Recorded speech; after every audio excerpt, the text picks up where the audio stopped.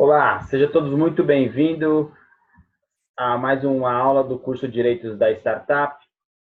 Estamos na quarta aula do nosso curso, no total de 12. A aula de hoje nós vamos falar sobre propriedade intelectual. É uma aula muito importante porque nós vivemos no mundo da tecnologia, no mundo da informação, e um dos ativos principais das startups, sem dúvida nenhuma, é o conhecimento. Por isso que nós temos que aproveitarmos das leis de proteção aos direitos autorais para que a gente consiga ter a propriedade desses bens intangíveis que, na verdade, são os maiores ativos das nossas empresas. E nós, como advogados, temos aí uma missão, né, e um longo caminho aí pela frente para conseguir proteger os direitos autorais dessas empresas, desses inventores. Então, vamos começar aqui. Eu vou dividir a minha tela com vocês, como eu sempre faço, onde eu vou apresentar aí uma apresentação, e essa apresentação eu já mandei para o e-mail de vocês, pelo WhatsApp, e também vai ficar disponível para quem assistir o meu curso. É só, se você assistir o meu curso em algum lugar, se você receber essa aula, pode entrar em contato comigo que eu mando essa apresentação para você. Então vamos lá. Propriedade intelectual das startups. O que vem a ser a propriedade intelectual? Propriedade é o quê? É ser dono, é ser o proprietário. Ser o proprietário do quê? Quando a gente fala em propriedade intelectual, ser proprietário de um bem intangível. Você, quando é a empresa, quando é proprietária de um imóvel, de um automóvel, ela é proprietária de um bem tangível. Agora, na verdade, um bem intangível seria os direitos ali sobre aquele bem. Então, o livro, logicamente, ele se materializa, né? Seja um bem tangível, mas o que está protegido é a história que foi contada ali naquele. Então, essa aqui é o objetivo dessa aula, é nós estudarmos os mecanismos de proteção dos direitos imateriais, dos direitos intelectuais, a propriedade intelectual, onde a gente trabalha aí com os ativos intangíveis, né? Então, o ativo intangível é o contrário do ativo tangível. Quando a gente está falando de bens móveis, bens tangíveis, nós temos outras leis aí patrimoniais. Então, na prática, é basicamente a mesma coisa. Nós estamos falando aqui de direito de propriedade.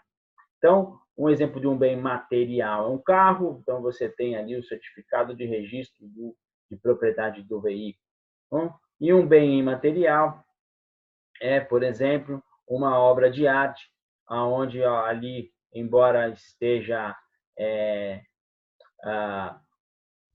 fisicamente representado, mas o que está sendo protegido mesmo foi o trabalho ali, aquela criatividade que o autor. Mas vamos caminhando aí, que eu já vou explicar como é que vai ser a dinâmica dela. Então é isso, a propriedade intelectual. Nós temos um objetivo aqui nesta aula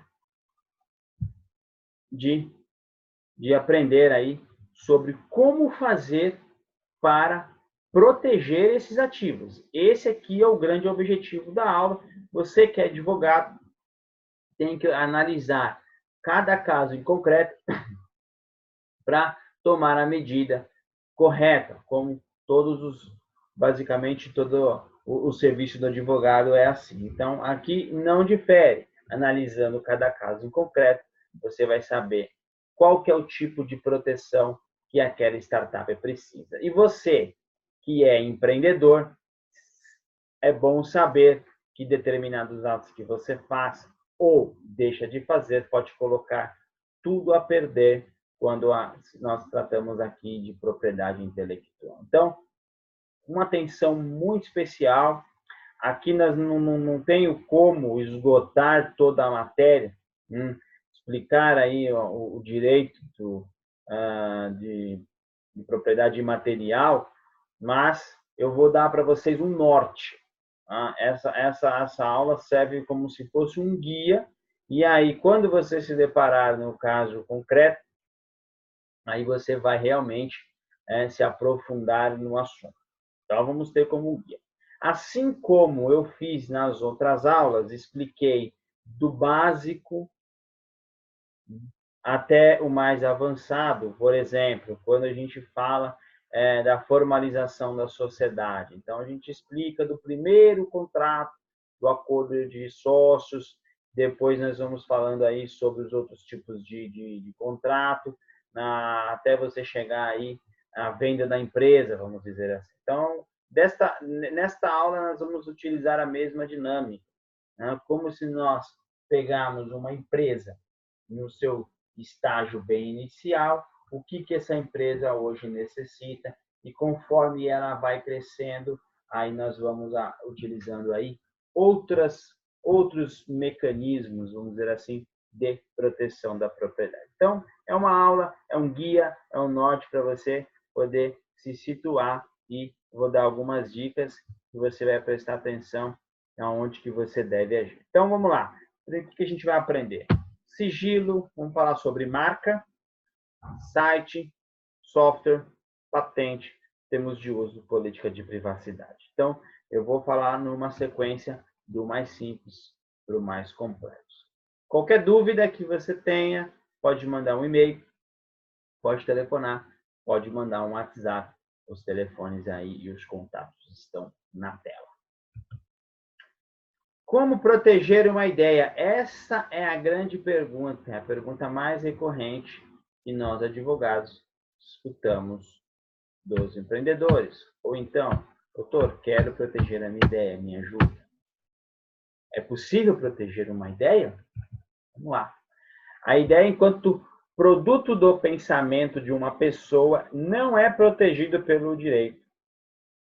Há um jargão que se usa no mundo empresarial aí das startups, que quanto que vale uma ideia, né? Quanto que vale? Vale 10 centavos uma dúzia. Não quer dizer, não vale nada. Ideias todos nós temos, principalmente quem é empreendedor, olha para qualquer coisa e tem uma ideia. Essa ideia, ela não vale nada. O que vale é a execução, a materialização dessa ideia. Por isso que a ideia, ela não é protegida. Não adianta você ter uma ideia mirabolante, mesmo que você faça aí um business plan, você não tem aí aonde registrar esse business plan. Por quê? Porque nem a lei dos direitos autorais permite isso, eu vou explicar um pouquinho mais lá na frente. Então, não adianta, a ideia, ela não serve para nada. Por isso que outra forma aí que o pessoal age nas startups é, se você tem uma ideia, conta para as pessoas, divide essa ideia, não é sua mesmo, você não tem a propriedade dela. A gente está falando aqui de ter propriedade, ela pode a ideia ser sua, mas se você não tem a propriedade dela. Então, quando a gente tem uma ideia, falando aqui no mundo das inovações, especialistas, né, dizem, conte para as pessoas, dividam, fala, estou com uma ideia assim, assim, assim, escuta um feedback, porque todo mundo tem uma ideia, ninguém vai querer roubar a sua ideia, logicamente, se for uma coisa sensacional, você também não vai espalhar aí para todo mundo, mas saiba que você não tem proteção dela, essa ideia não é protegida. Mas o que se protege? Protege os elementos dessa ideia. Esta ideia, quando ela for se materializar, aí sim a gente vai ser proprietário desses direitos. Então, esquece, não existe proteção de ideia, não existe proteção a plano de negócio. Então, esse é o primeiro. Nós vamos proteger outras coisas aí do mundo empresarial. Por que devemos proteger a propriedade intelectual? Principalmente falando no mundo das startups, né? A propriedade intelectual é um ativo intangível que resulta da criatividade, know-how e reputação de uma empresa. Ou seja, ela é um ativo único. Dificilmente existem, as coisas são parecidas. Por quê? Porque cada pessoa tem uma criatividade, cada pessoa tem um know-how, tem uma vivência. Então, por isso que as coisas são diferentes. Embora muito parecidas, né? Vamos dar um exemplo aqui do aplicativo de pedir comida. São muito parecidos, né? E por isso que você não consegue patentear. Você pode, se você quiser, você vai criar aí um aplicativo de pedir comida, que você não pode copiar o nome dessa empresa, você não pode copiar ali, né, o código-fonte do software. Tá? Mas a ideia, aplicativo de pedir comida, aplicativo de pedir táxi, patinete, paleta mexicana, não tem jeito da gente de proteger. Então, por isso que a gente tem que proteger, porque ele é um ativo intangível, muitíssimo importante. Né? E aqui, ó, a palavra do momento, né, que eu quero que vocês gravem, é isso aqui. Ó. É uma vantagem competitiva que gera inovação e desenvolvimento econômico. Por quê? Você tem duas empresas. Olha um exemplo. É uma vantagem competitiva. Você tem duas empresas, a empresa A e a empresa B. A empresa A, ela detém a patente de um remédio, por exemplo. Pronto, é uma vantagem competitiva, certo? Então, por isso que você tem que proteger. Se você não proteger, tiver em aberto, as duas empresas vão estar com esse remédio. Tá? As empresas que protegem seus ativos intangíveis desde os estágios iniciais são mais rápidas, são mais aptas a receber investimento. Então, lógico, a gente está fazendo startup, as startups elas crescem, elas recebem investimentos. Quais são as empresas que são preferidas para se investir?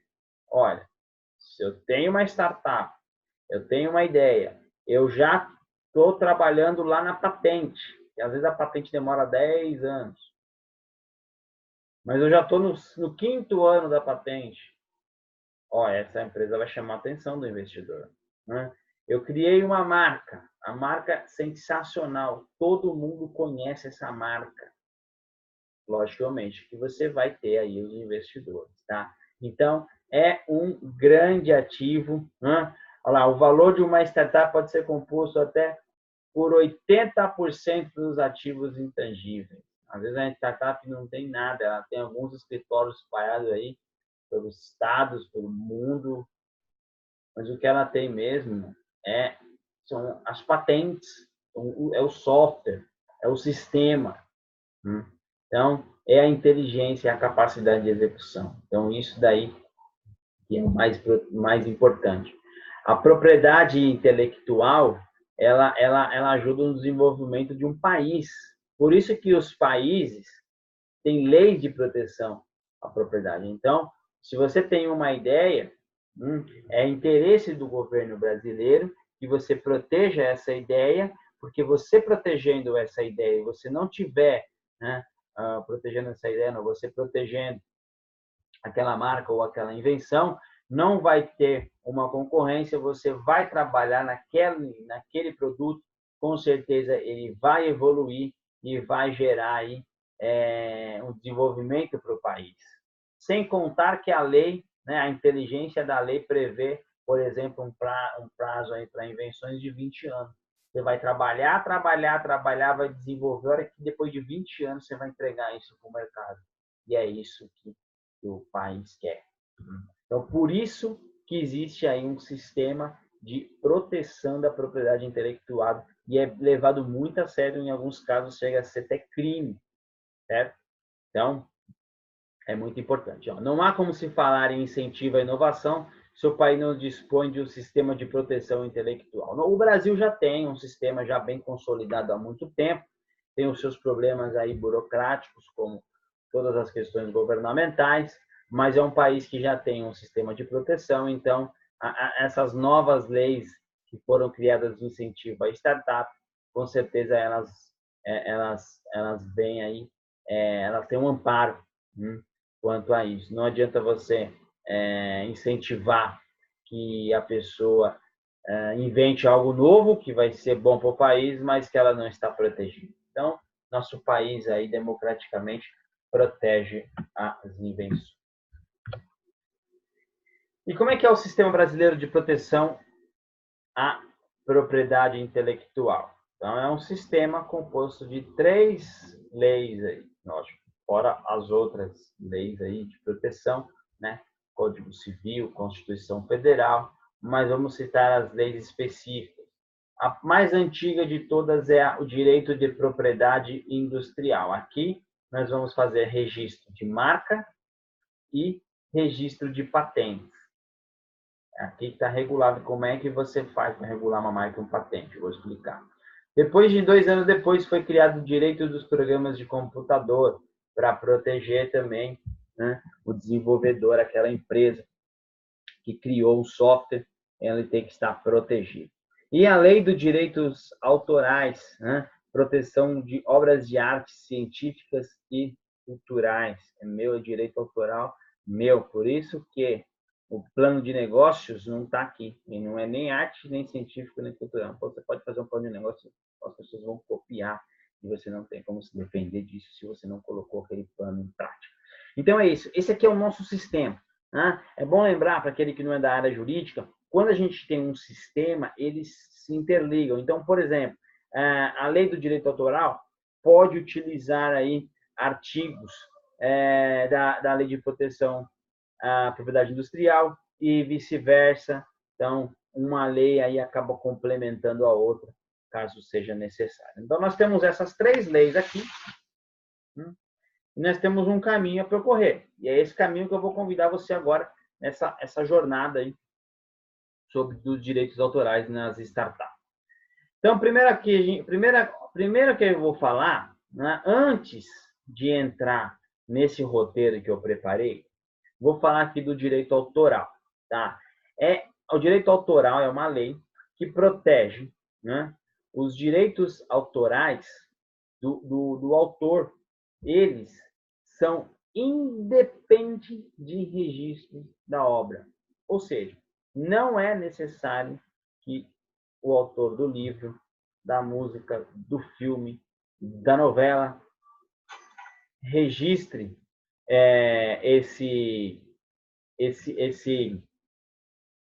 registre esse invento, né? Essa obra de arte científico-cultural em nenhum órgão. A partir do momento, tá, que ela dá publicidade àquilo, começa a contar dizendo que é dela, tá? Então, o registro ele não é obrigatório, o registro ele é facultativo. Pertencem ao autor os direitos morais e patrimoniais sobre a obra que criou. E esses direitos aí são transmissíveis, né? Não são direitos patrimoniais, são transmitíveis aos herdeiros, os sucessores. Cabe ao autor direito exclusivo de utilizar, fruir e dispor de sua obra literária, artística e científica. Ou seja, ninguém pode pegar esse direito aí para si e utilizar. Então, faz parte do sistema, né, mas eu quis explicar um pouco aqui, porque no caso das startups, nós vamos utilizar algumas coisas aqui do direito autoral. Mas o mais importante do direito autoral é isso, que os direitos autorais são daqueles que criaram. Né? O criador é dono do direito autoral. Não precisa ninguém falar que ele é dono, não precisa registrar, não precisa fazer nada. Simplesmente você cria, é seu, já está protegido. Ok? Então vamos lá. Modalidades de proteção. Agora nós vamos entrar. Por quê? O direito autoral é uma coisa que você fica inerte. Você não precisa tomar nenhuma atitude. Então você cria algo, está abrangido pela lei do direito autoral, pronto, você não precisa fazer mais nada, a não ser que você veja alguém utilizando daquele seu bem, você vai notificar, vai entrar com ação judicial. Então, para o direito autoral, você fica inerte. A partir de agora, são ações a serem tomadas, logicamente, com acompanhamento do advogado. Com a ajuda de um profissional do direito, o empreendedor vai tomar as decisões que melhor protegem os seus ativos. Então, nós vamos agora na jornada da proteção. A primeira forma de proteger alguma coisa é o quê? Fazendo termo de sigilo e confidencialidade. As leis de proteção determinam que, para haver a proteção, é necessário a publicidade do ato. Então, começa por aí a primeira regra, tá? Daquele sistema lá de 3. Autoral, industrial e de programa. Para ter proteção, ele precisa ser externalizado. E aí, o que você faz? Eu já falei aqui que tem coisas que você não está protegido pelo direito autoral. Você vai externalizar o seu software? Você vai externalizar o seu invento? Não, não vai. E porque você, principalmente, eu estou falando agora de quem está no começo da empresa, no early stage. Você acabou de montar a empresa, você tem um protótipo, você vai pedir o registro industrial disso no NPI? Não vai. Então, qual que é a primeira forma de você manter, né, você manter a propriedade do negócio? Termos de sigilo, contratos de sigilo, tá? Que aqui, ó, que eu falo, o empresário pode abrir mão do sigilo, da proteção estatal, tá? Porque a partir do momento em que você faz o registro, você conta que o Estado está protegendo você, mas você pode se autoproteger. O maior exemplo de todos é a fórmula da Coca-Cola. Ela é guardada a 7 chaves, ninguém pediu aí, né, o registro, aí, a patente dessa forma. Só lembrar. Tá? Então, como é que faz? Os termos e acordos de sigilo, né, os termos e os acordos, né? Então, ou seja, o termo é aquele que está pronto, né? E aí a pessoa, por exemplo, um prestador de serviço, vai lá na sua empresa, você contrata um programador, então ele vai lá, você vai abrir tudo, a gente está trabalhando nesse projeto aqui, você vai trabalhar aqui? Vou, então você vai assinar aqui esse termo de sigilo e confidencialidade. Pronto, é resolvido. Ou então é um acordo, né? Você está ali discutindo a entrada de um sócio. Então, naquele contrato, a entrada do sócio tem um acordo. Olha, a gente tem coisas protegidas aqui, sigilosas, você não pode vazar. Né? Ou então são cláusulas. Vai fazer a contratação e insere uma cláusula ali. Então, a primeira coisa a fazer, tá, são os termos. Então, isso aqui a gente tem que usar e abusar. Tá? Qualquer pessoa que entrar na nossa empresa, olha, assina aqui esse termo de confidencialidade. Né? Porque isso aqui, ó, está amparado pela lei, é crime. Ó. Artigo 195, inciso 11 da Lei de Proteção à Propriedade Industrial. Tá? Comete crime de concorrência desleal. Quem divulga, explora sem autorização informações, né, que estejam, olha lá, mediante relação empregatícia ou contratual. Então, se você tem um contrato e você quebrou, você está cometendo crime de concorrência desleal. Então, é muito sério isso aqui. E mesmo após o término do contrato, logicamente. Tá? Então, na nossa jornada aqui, a primeira coisa a fazer para se proteger é não fazer, não dar publicidade. Então, eu vou esconder, vou guardar aqui para mim o meu invento, a minha situação. E para quem eu for mostrar, que não vai ser o público em geral, eu vou fazer ele assinar em um termo, um acordo ou um contrato aí de confidencialidade. Então, a primeira coisa a fazer é termo de sigilo e confidencialidade. Essa é uma forma. A segunda coisa a ser protegida, né? Não que seja menos importante do que nós estamos aqui na aula, nós vamos falar da proteção da marca, software e invenção. Né? Como a invenção ela é muito burocrática, muito cara, eu vou deixar para o final, que ela é mais difícil. Né? Marca e software, a marca ainda é mais complicado do que o software. Mas o software não são todas as empresas que usam. A marca, sim. Então, hoje, a marca, nas empresas do mundo físico já era importante, lógico, você ter uma marca reconhecida. Mas muitas vezes, né, a pessoa vai até o ponto comercial. Né? Quando a gente está falando de negócios disruptivos, que vão aí para outros estados, outros países, então a marca ela é muitíssimo importante. Né? E uma identidade visual chamativa e cativante É uma forma de se diferenciar da concorrência. Então, você olha ali e fala, nossa, isso aqui eu conheço, isso aqui eu confio. E isso aqui já deixa a sua startup valiosa. Olha que importância. Né? Olha só como é que a gente está fazendo aqui. Para quê? Para deixar o seu negócio cada vez melhor, cada vez mais valioso. Então, você protege ali através do sigilo com o documento. Isso é muito importante. Falei, mas é quando você for aí no horário definido. Ó, tá aqui, eu tenho 30 acordos de confidencialidade. Todo mundo que passou por mim aqui, também que a pessoa está protegida. Tá? Voltando aqui, falar da marca. Qual que é a importância da marca? Marca, tá? É o sinal ali, é como você vai ser conhecido, é o nome. Né? Então, é muitíssimo importante fazer o registro da marca. Esse aqui não é complicado, esse aqui não é difícil. Né? Lógico que tem umas etapas aí a serem cumpridas, mas não é difícil você ter aí o registro da sua marca. Entrou mais um aluno aqui, deixa eu...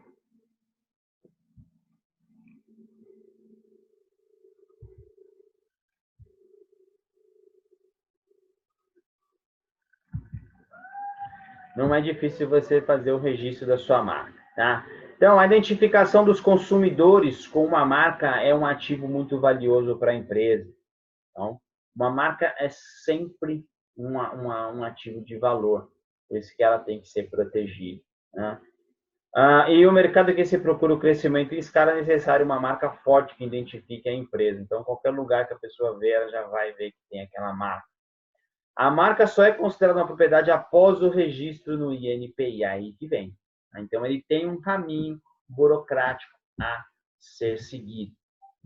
Então, como é que faz para fazer o registro da marca? Como eu falei, não vou esgotar aqui nenhum dos assuntos, tecnicamente falando. Eu estou dando aqui um norte. Como é que você vai fazer aí para proteger a sua empresa? Então, primeira coisa aqui, a gente está falando da parte prática do procedimento, que eu acho que é aconselhar você contratar um advogado ou uma empresa que só faça isso. Busca de dados. Fazer uma pesquisa prévia na base de dados do INPI. Então, nossa, tem uma marca aqui sensacional. Banco do Brasil. Vamos ver se já tem. Não, já tem. Então, não tem como. Tá? Nossa, acabei de inventar outro. Bradesco. Vamos ver se já tem.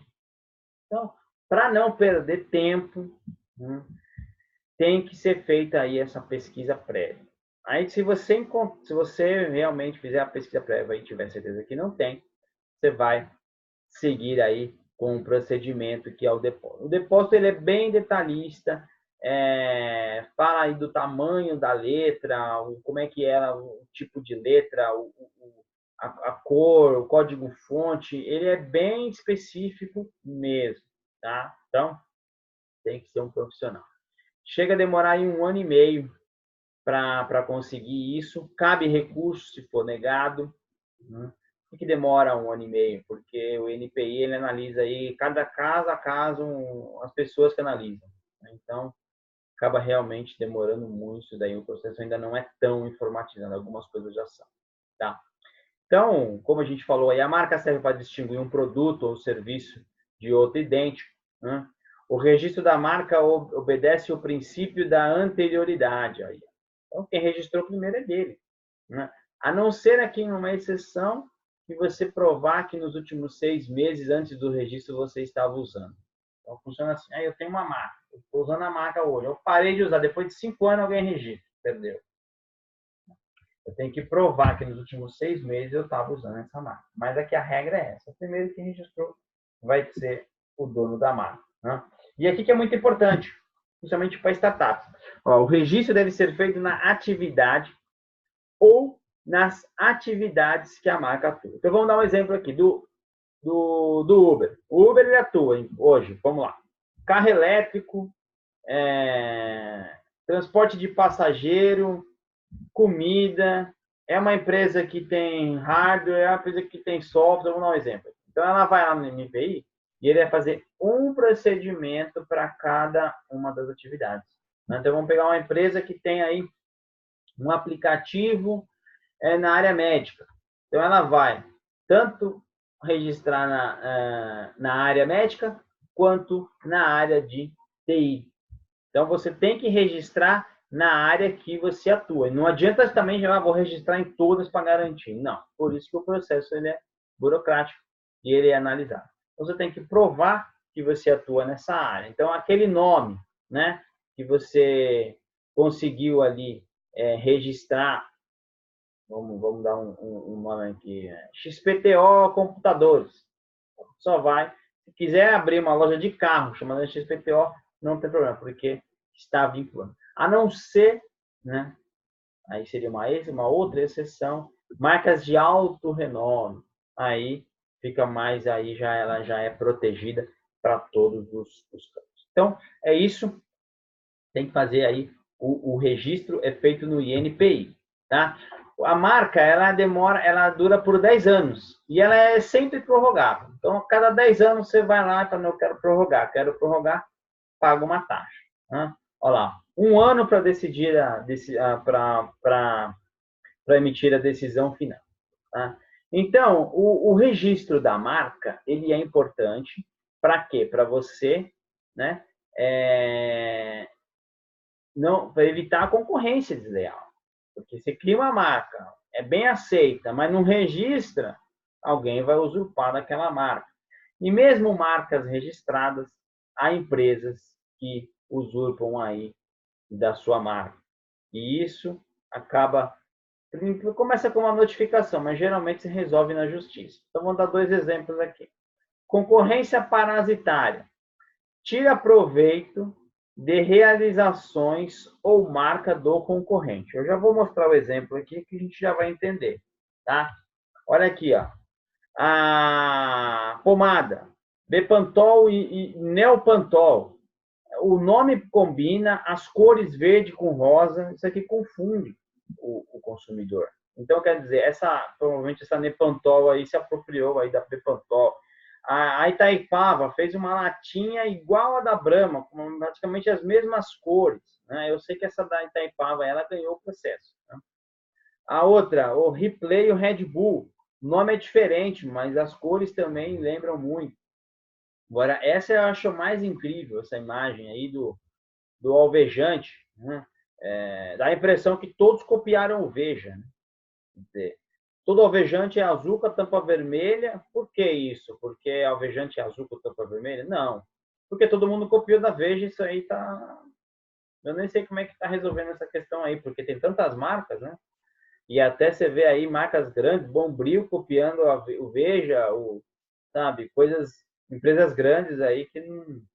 A outra, Danone, Grego e a Nestlé também, confunde, né? Então, quer dizer, a pessoa vai lá, cria uma marca, tem todo o trabalho para registrar, conquista o mercado, aí vem a concorrência parasitária, faz uma coisa parecida e acaba conquistando aí o cliente desse. Então, o seu concorrente está utilizando aí de elementos da sua marca. E o aproveitamento parasitário, não está grifado, mas é aí. Ó. Aproveitamento parasitário é quase a mesma coisa. Tira proveito das realizações ou da marca, mas não é pelo concorrente. É outro tipo de atividade. Você já vai entender a hora que eu chegar aqui no aproveitamento parasitário. Esse aqui deu o processo. A Alizena, ela copiou aí praticamente quase tudo do que a Maisena. Né? Papel higiênico Google, você já viu isso? Meu Deus. Né? Esse Moça Bonita também se apropriou do leite moça. Maionese capilar. Então, você vê que são aproveitamentos aí parasitários que, se a empresa não tiver registrada, ela não tem como resolver isso na justiça. Né? Então, como é importante você proteger a sua marca.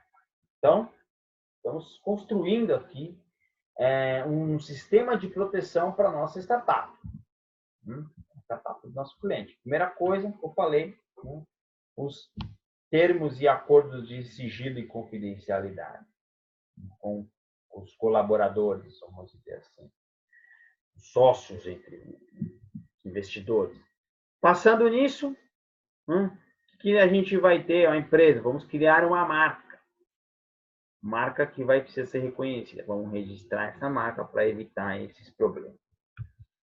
Aí vem a questão do site. O domínio será conferido ao primeiro que registrar. Então, não tem nada a ver marca com o domínio. A regra é a mesma. Registrou, é seu. Né? Agora, você não pode usar o domínio como marca. Não é porque registrou o domínio xpto.com.br que a partir de agora ali é sua marca. Se tiver outra pessoa já usando essa marca, deu publicidade nela há mais tempo, fez o registro dela, você não vai poder usar. Certo? E aí é o seguinte, ó, aqui é uma dica aqui que é muitíssimo importante, né, para o empreendedor que está ali se esforçando para fazer sua empresa crescer. Olha a situação. Você faz a busca pelo domínio e acaba encontrando.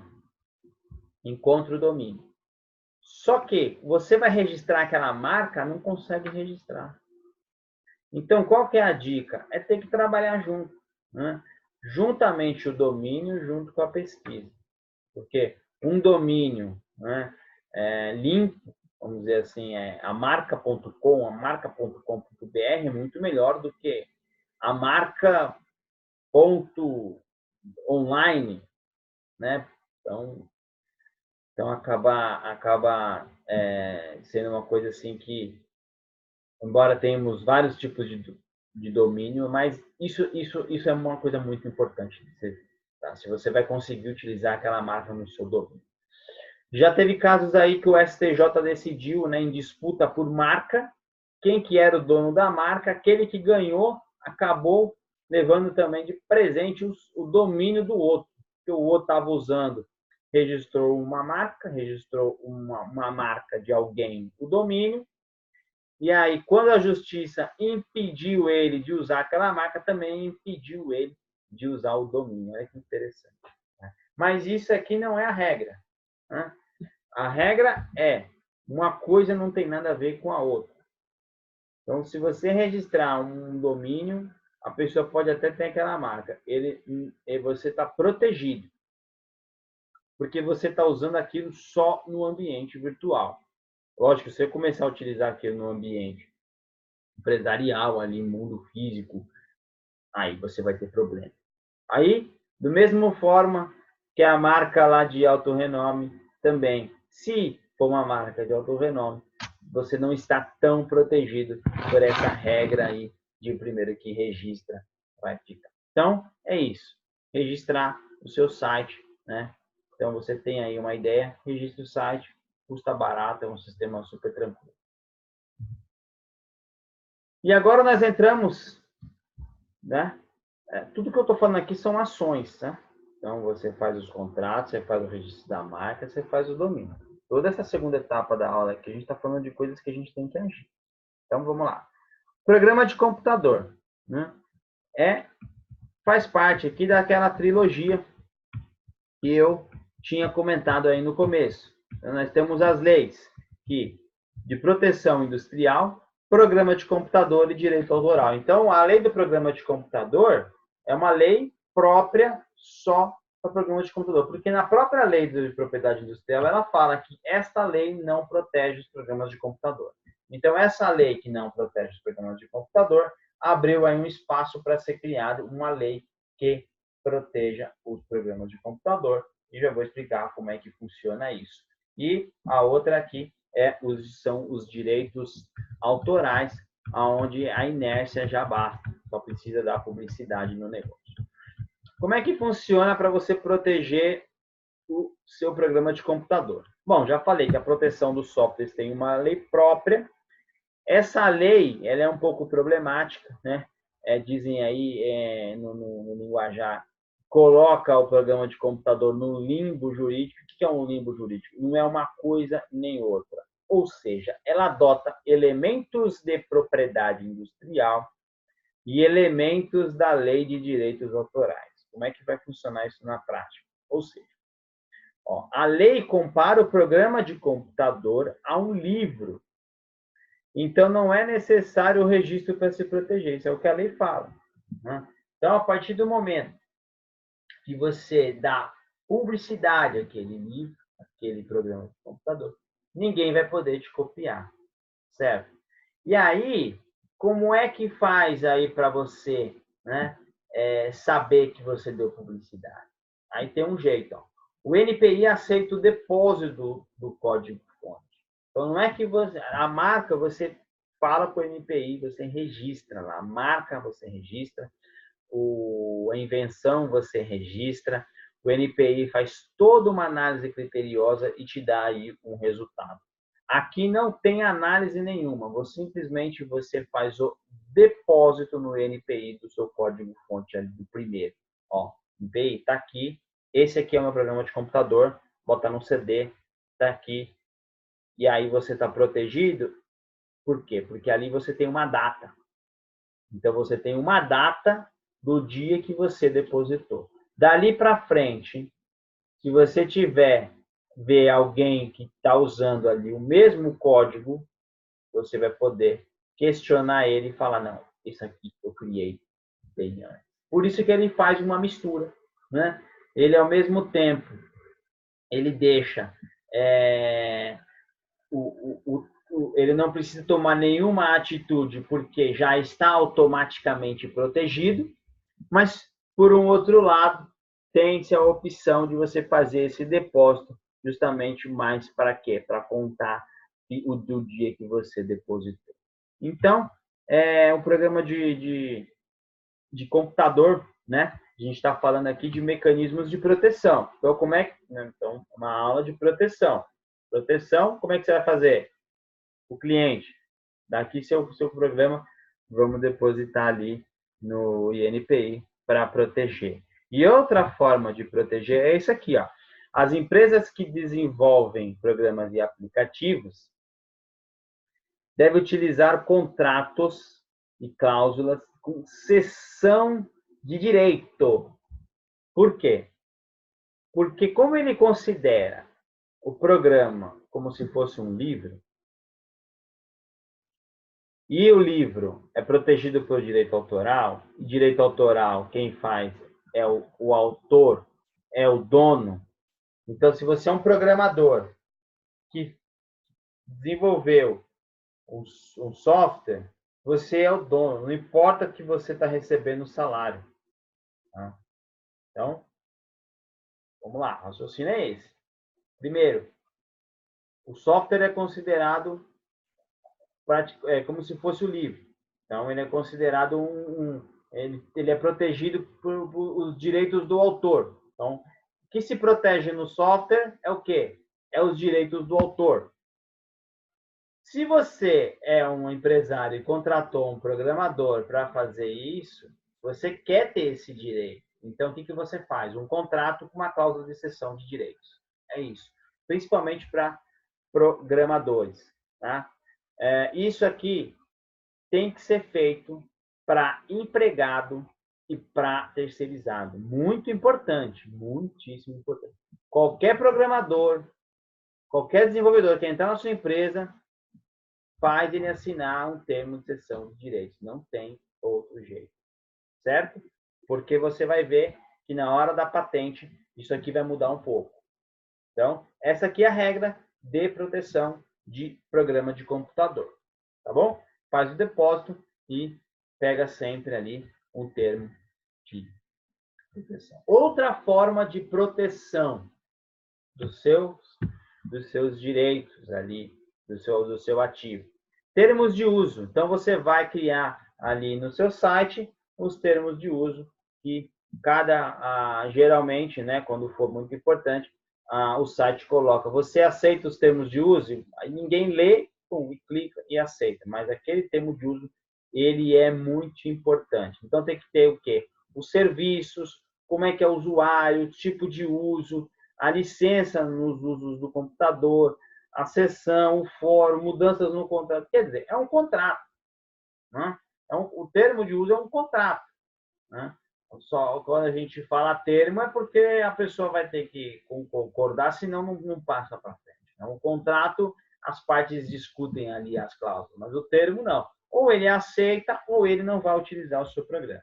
Então, mais uma forma de você se proteger. Então, a gente está colocando aqui, muito importante essa questão, a gente está colocando o registro, né, a patente lá para o final. Porque o que parecia que era a coisa mais importante do mundo, não, a gente vê que tem outros mecanismos aí até a gente chegar na patente. Patente é para a empresa que está mais madura. Olha lá, os termos de uso, né? Destaca-se a licença de uso de programas de computador, pois nessa parte que se encontram as autorizações do usuário. Tá vendo aqui, ó? Aqui, ó. A letra D, licença de uso de programa. Isso aqui que é a coisa mais importante, tá? É como ele vai usar ali. Né? Então, ele tem que deixar destacado que não pode alterar o código-fonte, não pode ter acesso ao código-fonte, não pode mexer. Tá? Então, a redação ela é feita de forma feita para preservar os direitos. E como aqui, essa redação, ela vamos dizer assim, ela é literal, então tudo que você colocar ali vai estar protegido. Então, ela tem que ser bem redigida para proteger os seus direitos. Então, mais uma forma de proteção, direito de uso. E a outra, a política de privacidade, né? Enquanto o termo de uso, você fala das obrigações e direitos do usuário, políticas de privacidade é em relação ao fornecedor, né? A política de privacidade trata do uso que uma empresa faz dos seus dados. Então, geralmente tem lá, termos de uso e a política de privacidade. A política de privacidade do Facebook é a mais polêmica, porque ela fala lá que poderá dividir com as empresas do grupo, e é tanta coisa que a gente sempre aceita, e aí a gente nem sabe aí onde estão os nossos dados.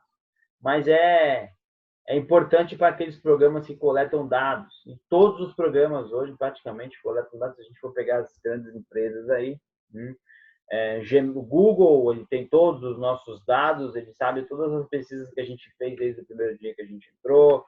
O Amazon, a gente está passando perto de um computador, a gente já está mostrando ali o que você quer produto seu. Então, quer dizer, tudo isso está usando os nossos dados e ele tem que mostrar como que ele está utilizando os nossos dados, como que ele está armazenando, a segurança, tudo isso aqui é muito importante. Né?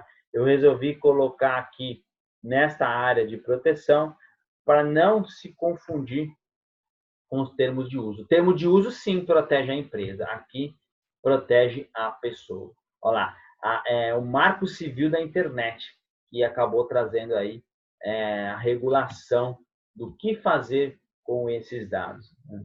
Então, sabemos aí que, embora haja as cláusulas aí podem ser abusivas ali e ninguém lê, mas sabe que tem uma lei que está regulando isso.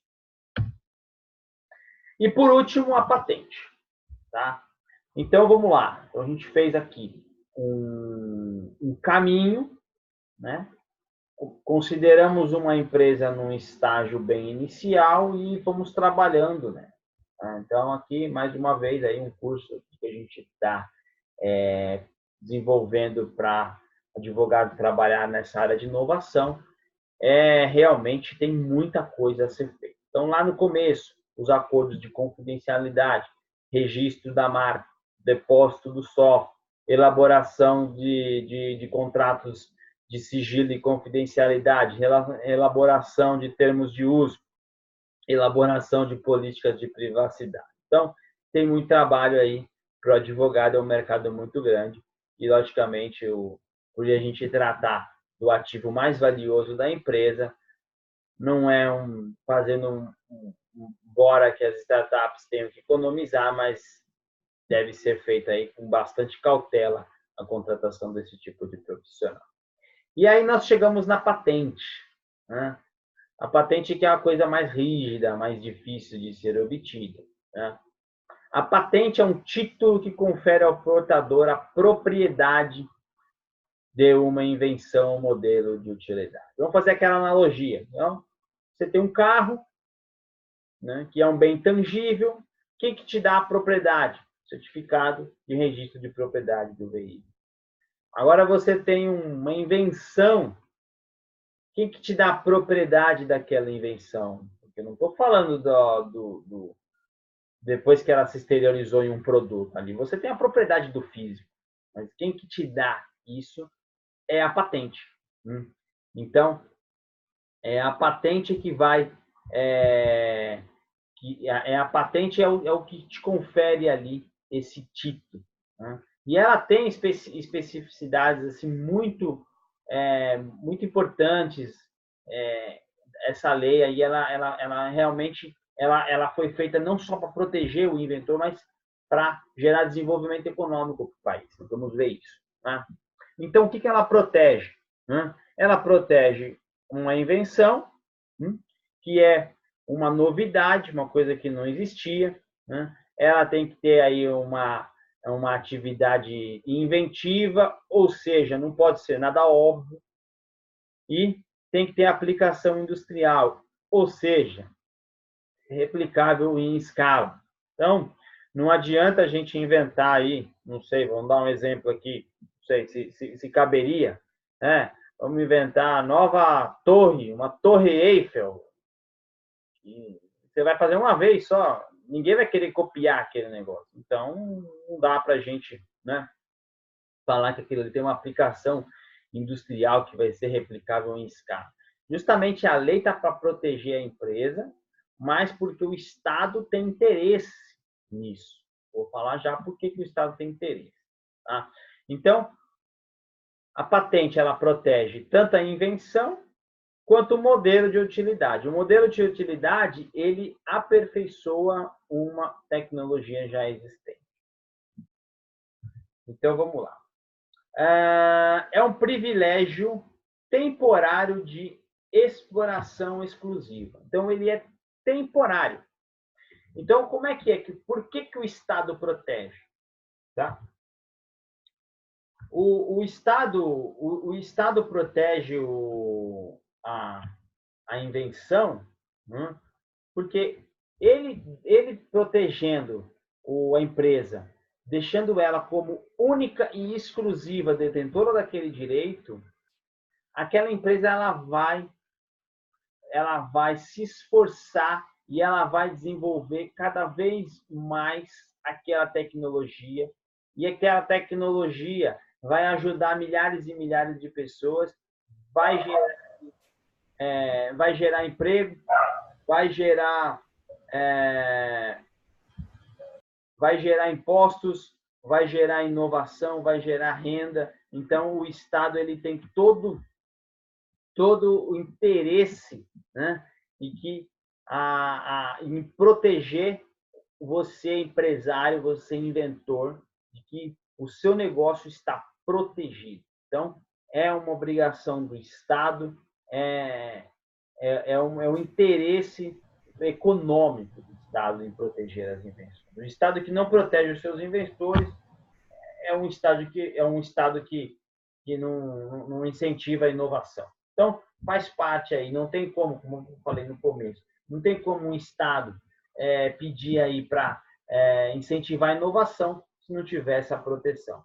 E agora um detalhe muito importante, tá? Por quanto tempo que ele protege a sua invenção? Por 20 anos. E o modelo por 15 anos.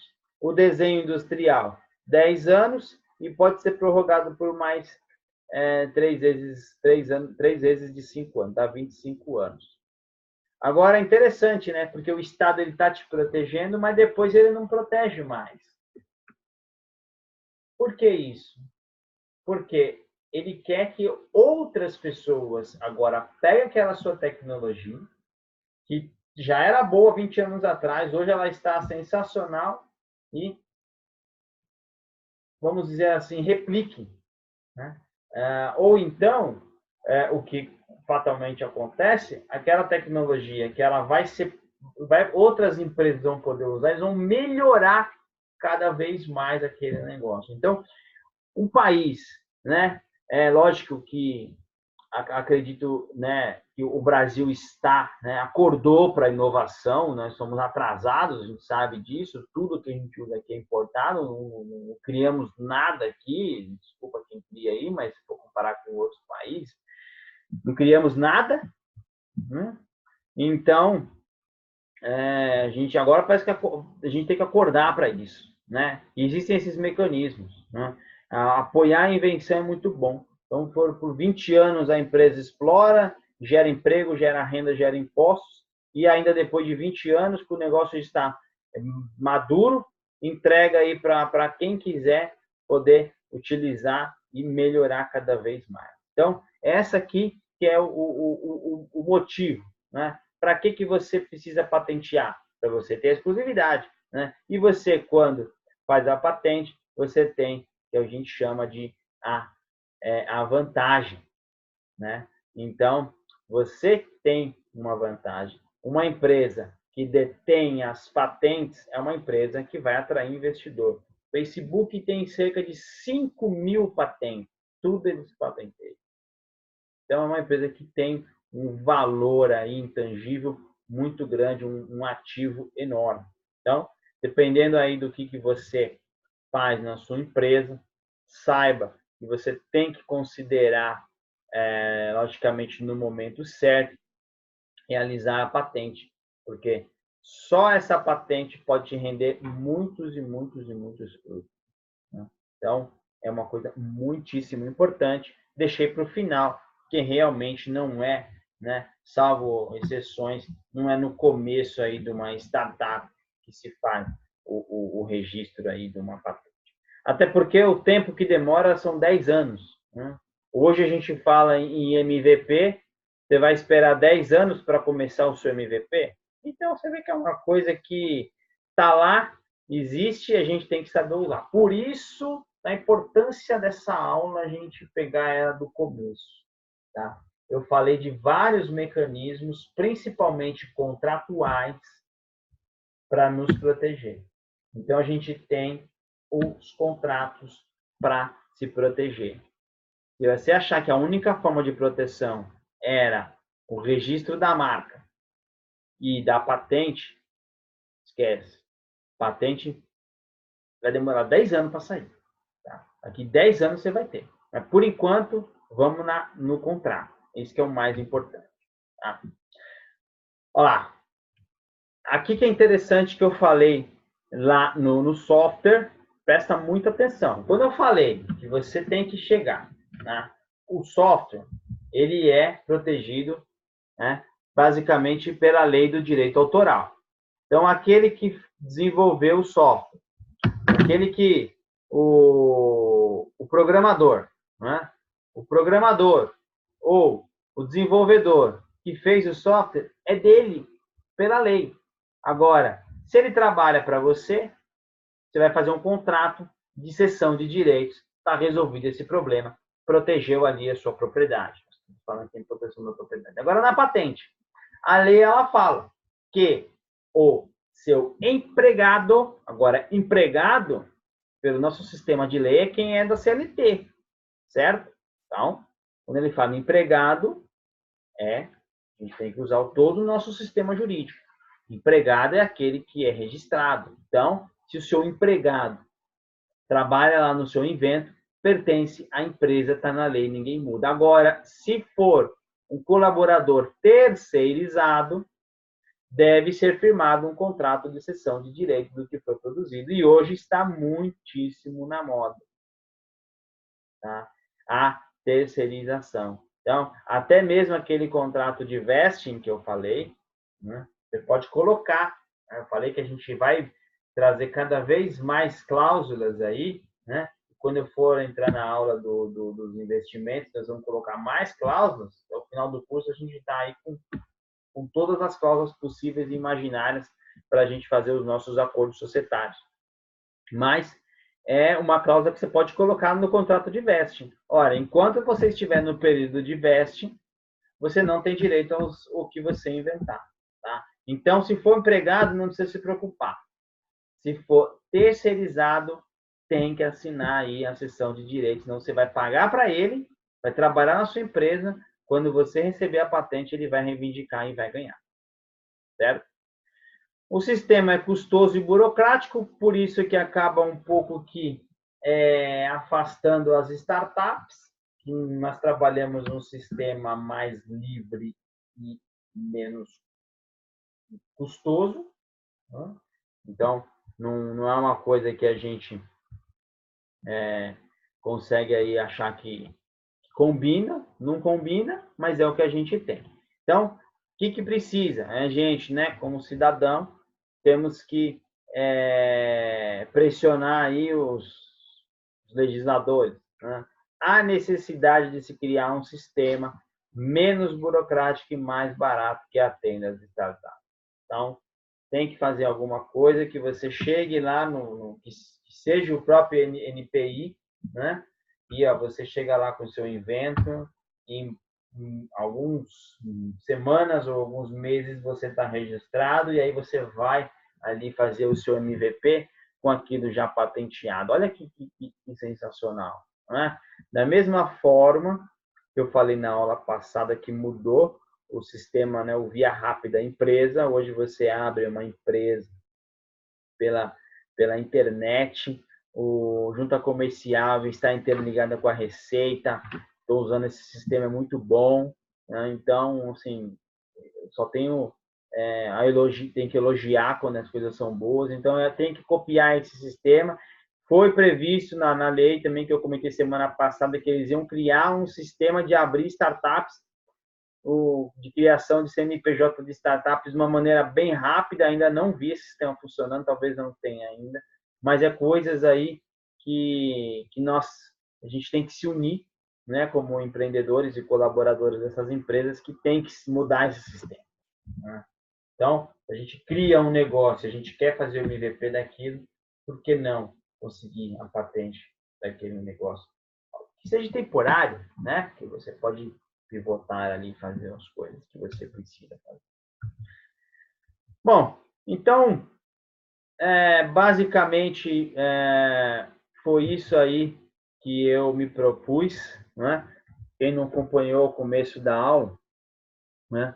Eu falei o seguinte, que nós temos no Brasil um sistema de proteção da propriedade intelectual compostos de 3 leis, que é a lei da propriedade industrial, da proteção de direitos autorais e de programas de computador. Então, nós temos essas 3 leis. E o objetivo do operador do direito, né, é ajudar o empreendedor, o empresário, a proteger o seu maior ativo, que é o seu patrimônio intelectual. E como é que ele faz isso? Então, vamos desmistificar. Eu dei 7 opções. Tá? Então, a partir de agora, tudo que a gente tem que fazer uma análise. Eu dei 7 opções para a gente proteger os nossos. O mais difícil, mais complexo, é patentear o seu invento. Então, vamos usar as outras que é mais simples. Então, vamos lá, recapitulando. Termos e acordos e cláusulas de confidencialidade. Você não conta com o Estado te protegendo, você protege o seu negócio e faz acordos de confidencialidade. Feito isso, você precisa registrar a sua marca. Embora ainda temos que contar com um sistema lento, né? O NPI está se esforçando a melhorar, mas não é uma coisa que a gente pode deixar aí mais para frente, no caso da patente. Então, o registro da marca, considero que seja muitíssimo importante, até porque ele demora muito tempo. Só a pesquisa vão muitos dias aí, e talvez até meses. Então, existem empresas especializadas em fazer isso. Registrar o seu domínio. Tomar cuidado se não você não está usando a marca de alguém, então você pode registrar o domínio, mas não pode usar ele como marca. Mas é uma atitude também que você pode tomar. Software. Tem software? Deposita o software, a partir dali você já tem um lapso temporal, um marco que você pode contar, né, como uma data oficial do dia que você fez o depósito lá do seu software. E mais, como é que a gente se protege? Termos de uso. O usuário vai usar o seu programa, faz ele assinar. Que ele tem, quais são as cláusulas ali, o que ele tem que fazer ali, como é que funciona, não é de qualquer jeito. Então, você vai ter ali políticas de privacidade, isso daí acaba protegendo mais ali o usuário e, por último, né, a obtenção da patente. Eu não fiz aqui, não tive o objetivo de explorar cada uma dessas áreas, porque isso aí iria aí um semestre inteiro de faculdade, mas o objetivo é trazer aí opções. Tá? E principalmente, falando em startup, falando em economizar dinheiro, vamos usar ali os contratos. A melhor coisa que tem a fazer é a gente fazer contrato. Contrato de cessão de direito, contrato de confidencialidade. Vamos usar e abusar dos contratos, porque o investidor vai querer ver isso lá na frente. A hora que você for apresentar para o seu investidor, você pegar uma pasta e falar, ó, tá vendo isso aqui, ó?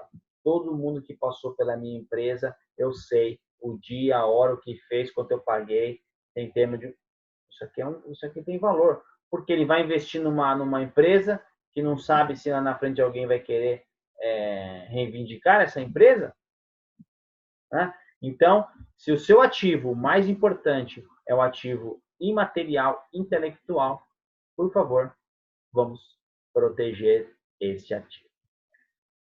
Qualquer dúvida, entre em contato comigo pelo e-mail que está aqui, telefone, WhatsApp. Se você não faz parte do meu curso, Direitos da Startup, mas assistiu essa aula, quiser, pode inscrever para mim que eu vou te enviar o PowerPoint.